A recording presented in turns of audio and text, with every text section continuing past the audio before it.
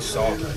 He's not even in my league, like nowhere near me. And if I was their coach, I would never put him on me ever again. He's like, no, put somebody else on me, because I'm a Taz every time we play.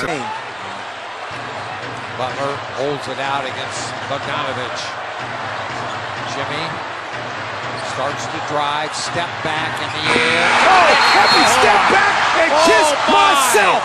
Big time plays, big time plays. Woo! Butler, couple of dribbles, raised up, and bang, down the well it went. I want everyone to comment on the video right now. Where do you rank Jimmy Butler in the NBA today? Top 5, top 10, top 15, top 20? You guys let me know where you have him ranked. I'm going to talk about it later in the video, but before I do that, I want to talk about this Jimmy Butler build, man. Show you the attributes, the badges, all that type of stuff. If you like Jimmy Butler, if you enjoy my videos, drop a like. It's free. It only takes about 2 seconds and it helps me out a lot. But check this out. 6'8" shooting guard. Now Jimmy's listed at 6'7", so we got that extra inch of height, but hey, sometimes that extra inch comes in handy. So good driving dunk and driving layup, you know, both mid to high 70s. Then we have a 77 mid and a 74 3. Now, Jimmy doesn't shoot a lot of threes, but he's able to knock it down in the corner, you know, here and there. But the mid-range on a real Jimmy Butler build for sure should be higher. But even a 77 in this game, you can shoot pretty consistent, so it is what it is. Now, decent playmaking, but here's where it really stands out. Look at that defense. Just the all-around ability to defend. Inside, outside, get steals, blocks, come down with rebounds.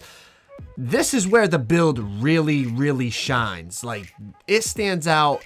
I can guard guards, centers, post scorers. Like, you're gonna see it all in this video. Defensively, it stands out. Now check out the badges. Only 1 finishing. Now obviously Jimmy Butler would have more than 1 finishing, but I'm gonna be honest, in terms of these park builds, unless you get contact dunks, you don't really need finishing badges. If you get contact dunks, then you want to have, you know, contact finisher, slithery finisher, all that type of stuff. But if you don't get contacts, and this build does not get contact dunks, you don't really need finishing badges. But as you saw, a lot of shooting, decent amount of playmaking, and a ton of defensive badges. Overall, I think it's a really good representation of Jimmy Butler in terms of park builds for current gen. I feel like next year we're going to have way more customization available for our players. But for current gen, I feel like this is the best type of Jimmy Butler build you're going to get. So without further ado, let's get into some gameplay. So the first game I have for you, it's me and my boy Makery. Basically, we're just double ISOing. If I get the ball, I go crazy. If he gets the ball, he goes crazy. And that's basically what this gameplay is. Now the next gameplay, you're gonna see some of the defense. The next gameplay, I'm going against a paint beast. You guys know those pure reds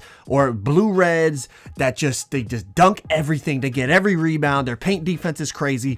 That's what I'm going against in the next gameplay. So you're definitely gonna want to see how this build holds up against that type of inside center build. But for the first gameplay, I just wanted to show you some of the offensive ability, you know, the shooting, the ability to beat someone off the dribble. Even though you don't get pro dribble moves with the speed glitch, you can still get by anybody. And then, you know, the ability to play make, draw the help defender, kick it out for corner threes, the finishing inside. Even though we only have 1 finishing badge, we still have a high enough driving layup, driving dunk that we can, you know, we can finish inside.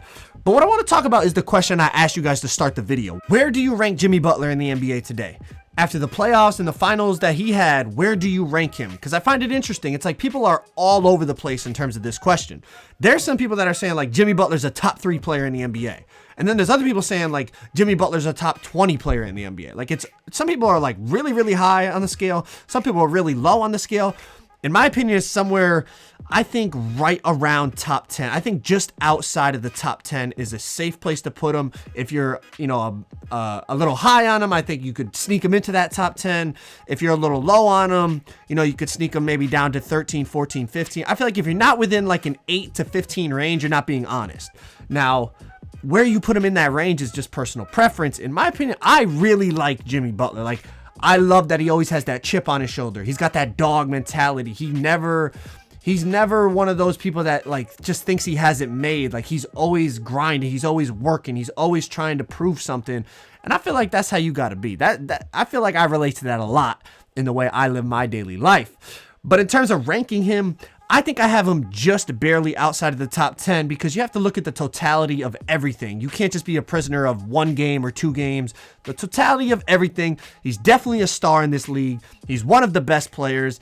I think just outside of the top 10 is fair because you got to remember, you can't be sliding him ahead of guys like, you know, LeBron, Steph, KD, Giannis. Like, there's so many great players in the league. Calling him the 11th or 12th or 13th best player in the NBA, is not disrespectful at all. There are tons of great players in the league right now. But as you can see, this is the game I was talking about. We are going against an inside center, a paint beast, and we are on our Jimmy Butler build, and we're down 13-2. So definitely not the start we wanted, but you're going to see this build, it holds its own even against centers, guards. It can really guard anyone. You're going to see some of the rebounds I get in this game. Like, it's insane. But look at speed glitch, reverse dunk on the baseline. You can ISO with it to an extent. I wouldn't, like, it's like Jimmy's not a guy that you want to ISO all the time with in real life. And this build is definitely not a build you want to ISO with all the time in the game. But on the twos court, occasionally you can get 2, 3, 4 buckets in a row just ISOing, because people aren't really used to that, especially coming from a build that is basically a lockdown. Like, this build is a lock. Look at what we're doing to this inside center. It's a lock with lock takeover, but it's a Jimmy Butler type of lock. It can get buckets. It can shoot in the mid-range. It can step out to the 3, grab rebounds. He's just a dude that can do it all. He's just a winner. Just like in real life, Jimmy Butler. He might not be the most talented or the most athletically gifted, but he just finds a way to win. He's just a winner. Simple as that. But Makery's pulling up, knocking down the 3 ball. We're up 14-13. The comeback is on, but check this out, man. He has glass takeover. That paint beast has glass takeover. Makery misses, and Jimmy snags over the paint beast. Over the paint beast that has glass take. I don't know what it is. Maybe it's just the Jimmy Butler jersey, or the face scan, or the build, or just that dude just mistimed his rebound. But we won't go with that one. We'll go with the other ones. It was just Jimmy wanted it more. You know what I mean? But no, in all seriousness, man, I had a lot of fun playing on this build. This is actually my first time playing on a build that had Hall of Fame defense. And I'll tell you what, it's a hell of a lot easier to play defense on a build that is a primarily defensive build. As you saw, we had 7 rebounds that game against a paint beast. But it's way easier. Like, I do this every year. I play for a long time on a build that barely has any defense. And then randomly in the year, I'll just hop on a lock and play. And it is so easy to play defense. Like, your dude just makes the guy pick the ball up all the time on the dribble. Your dude plays passing lanes and contest shots, like, so easily. It's actually fun. It's actually fun to hop on a lock randomly and just ball out on him. Now, in this last gameplay, we're going against a perimeter lockdown. And as I said, you can ISO on this build. You just have to do it in kind of random times. Like, Jimmy's not the type of guy, it's like a James Harden, that's just going to dribble up the court, set up in a 5-out, and just ISO his man. Jimmy's going to do it within the flow of the offense. And that's kind of what I do in this gameplay, because I'm trying to play as much like Jimmy as possible. I'm using Jimmy's jump shot. Check it out. It's pretty close to Jimmy's jump shot. I found it on YouTube, by the way. I just searched up Jimmy Butler's jump shot. It's a little slow, but I was able to make it work. It was actually pretty cash when I timed it correctly. But like I said, ISOing within the flow of the offense. Just randomly here, I'll just grab the ball. I try to ISO. He's a lock. He bumps me. I'll make it pick it up. So instead, I'm like, all right, I'll just go play off ball this possession. Makery's going to do his thing. Randomly, I'm going to just go backdoor on this guy and end up getting a dunk.